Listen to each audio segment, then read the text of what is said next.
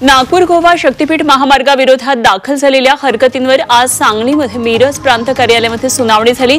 सांगलीत अनेक शेतकऱ्यांच्या जमिनी महामार्गासाठी जाणार आहेत आणि या विरोधात हजारो शेतकऱ्यांनी हरकती दाखल केल्यात। यावर वर्षभराच्या प्रतीक्षेनंतर सुनावणीला सुरुवात झाली आहे।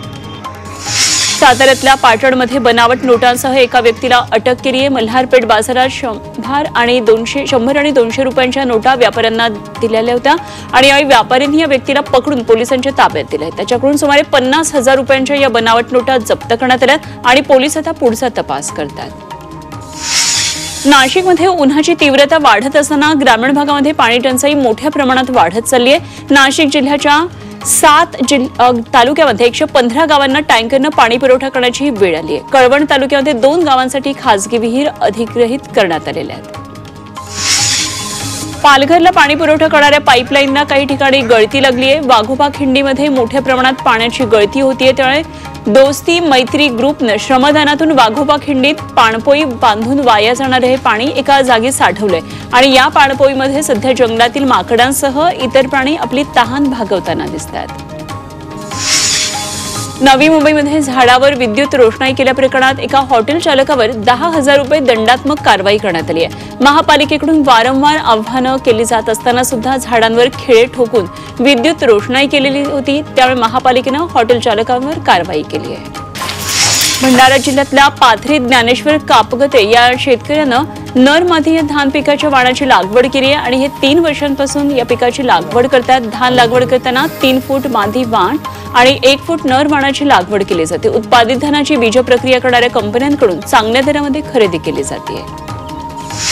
हिंगोलीमध्ये शेतकरी आर्थिक संकटात सापडलाय। वांग्याच्या पिकावर रोगांचा प्रादुर्भाव झालाय। वांग्याच्या एका क्रेटला केवळ 40 रुपयांचा दर मिळतोय, तर टोमॅटोला सुद्धा दर मिळत नाहीये। टोमॅटो केवळ 4 ते 5 रुपये किलोने विकला जातोय, त्यामुळे शेतकरी आता दुहेरी संकटात सापडलाय। मराठवाड्यामध्ये शेतकरी आत्महत्यांमध्ये 32% वाढ झाल्याचं भीषण वास्तव समोर आलंय। मराठवाड्यामध्ये जानेवारी ते मार्च या 3 महिन्यामध्ये तब्बल 269 शेतकऱ्यांनी आत्महत्या केली। यामध्ये बीड जिल्ह्यात सर्वाधिक 71 शेतकऱ्यांनी आत्महत्या केली आणि छत्रपती संभाजीनगरमध्ये 50 शेतकऱ्यांनी आत्महत्या केली आहे। वाढत्या तापमानामुळे जालन्याच्या परतूर तालुक्यामधल्या उभी पिकात करपण्याचं प्रमाण अधिक दिसतंय। उन्हामुळे ऊस ज्वारीच्या पिकांना फटका बसत असल्यानं शेतकरीही चिंतेत आहे। वाशिमच्या एकबोजी परिसरात शेतकरी मोठ्या प्रमाणात फूल शेती करतात। सध्या लग्नसराई सुरू आहे। हार आणि सजावटीसाठी फुलांना मोठी मागणी असते आणि त्याचा शेतकऱ्यांना फायदा होतोय। पिंपरी चिंचवड शहरासाठी मुळशी ठोकरवाडी धरणातून पाणी आणण्याच्या हालचाली आता सुरू आहेत। मात्र असं असताना महापालिकेनं जलसंपदा विभागाला एक नवीन प्रस्ताव पाठवलाय। शेतीसाठी सांडपाण्यावर प्रक्रिया केलेल्या पाण्याचं प्रमाण वाढवण्याचा प्रस्ताव महापालिकेनं जलसंपदा विभागाला दिलाय। राज्यातलं तापमान वाढतंय, त्यामुळे धरणांमधला पाणीसाठा आता कमी झालाय। राज्यातल्या प्रमुख धरणांमध्ये सरासरी 37.26% इतका पाणीसाठा शिल्लक आहे आणि जलसंपदा विभागानं याबाबतची आकडेवारी जाहीर केली आहे। कोल्हापुरातल्या धरणांमध्ये गेल्या वर्षीच्या तुलनेत यंदा समाधानकारक पाणीसाठा आहे। राधानगरी, तुळशी, वारणा आणि दूधगंगा धरणाचा यामध्ये समावेश आहे। धरणांमधील पाणीसाठा उत्तम असल्यानं याचा शेती आणि पाण्यासाठी फायदा होतोय। मुंबईकरांवर पाणी कपातीची टांगती तलवार आहे। शहराला पाणी पुरवठा करणाऱ्या धरणातील पाण्याच्या पातळीत घट झाली आहे। 7ही धरणामध्ये फक्त 28% पाणीसाठा शिल्लक आहे आणि त्यामुळे मुंबईमध्ये पाणीबाणीची परिस्थिती टाळण्यासाठी आता उपाययोजना सुरू झालेल्या आहेत। नाशिकच्या आदिवासी भागातील नागरिकांना एप्रिल महिन्यामध्ये पाणी टंचाईचा सामना करावा लागतोय। नाशिकच्या पेठ तालुक्यातल्या बोरीची बारी या गावातल्या विहिरींनी आता तळ गाठलाय आणि हंडाभर पाण्यासाठी महिलांना जीवघेणी कसरत करावी लागते। नाशिक जिल्ह्यात 3 दिवसात पाण्याच्या टँकरच्या संख्येमध्ये दुपटीनं वाढ झाली आहे। 49 टँकरनं 47 गावं 68 वाड्यांना पाणी पुरवठा करण्यात येतोय आणि सर्वाधिक टँकर येवला आणि नांदगाव तालुक्यात सुरू आहेत। संभाजीनगर शहराला पाणी पुरवठा करणाऱ्या हर्सुल तलावामध्ये सध्या 21 फूट पाणी शिल्लक आहे। या तलावामध्ये मुबलक पाणीसाठा शिल्लक आहे आणि पाणी पुरवठा करणारी यंत्रणा निष्क्रिय आहे, त्यामुळे पाण्यासाठी नागरिकांना वाट पाहावी लागते। SSP या आजारग्रस्त मुलांच्या पालकांनी मंत्रालयाबाहेर आंदोलन केलं। कोल्हापूरमध्ये या SSP या आजाराचं थैमान पाहायला मिळतंय। जवळपास 25 लहान मुलांना आजाराची लागण झाली आहे आणि याच लहान मुलांना मंत्रालयाच्या आवारात आणून हे आंदोलन करण्यात आलं। मुलांना वाचवा नाहीतर विष पाजा अशा घोषणा देत पालकांनी हे आंदोलन केलं। परभणीमध्ये स्वाभिमानी शेतकरी संघटना महाराष्ट्र दिनी आक्रोश मोर्चा काढणारे शेतकरी नेते राजू शेट्टी यांच्या उपस्थितीत जिल्हाधिकारी कार्यालयावर हा मोर्चा काढण्यात येणार आहे। शेतकरी आत्महत्याग्रस्त कुटुंबांना न्याय मिळवून देण्यासाठी स्वाभिमानी संघटना आता आग्रही आहे।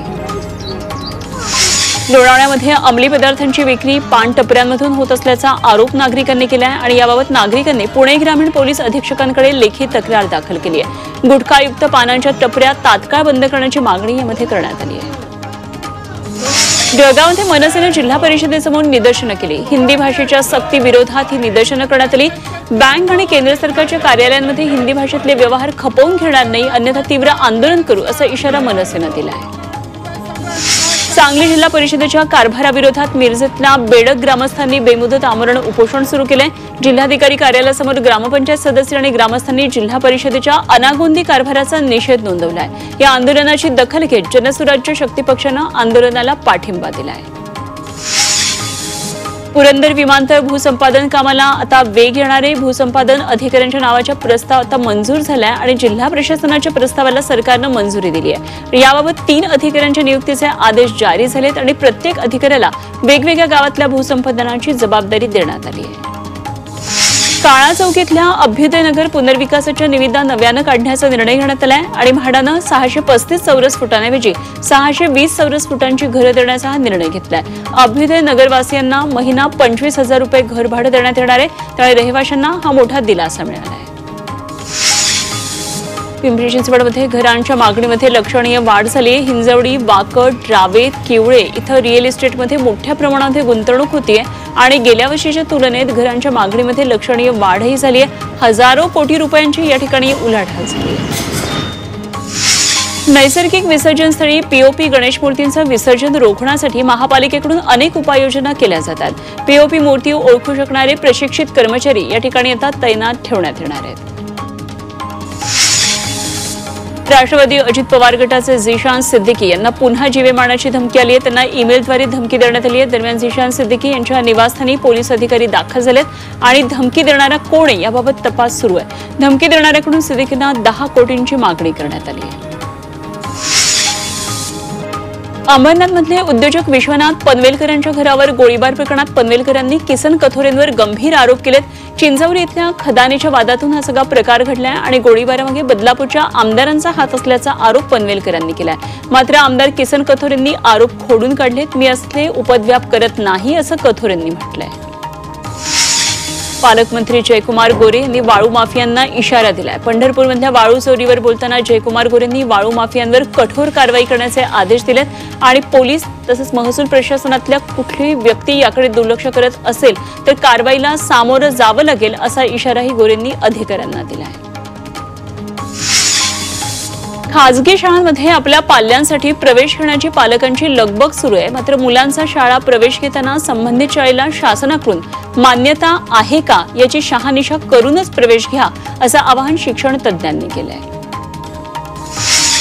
जळगावमध्ये एका खासगी रुग्णालयात उपचार सुरू असताना महागडे इंजेक्शन दिल्यानंतर 2 दिवसांमध्ये 2 बालकांचा मृत्यू झाल्याची घटना समोर आली आहे। डॉक्टरांच्या हलगर्जीपणामुळे बालकांचा मृत्यू झाल्याचा आरोप कुटुंबियांनी केलाय आणि डॉक्टरांवर कायदेशीर कारवाई करण्याचीही मागणी केली आहे।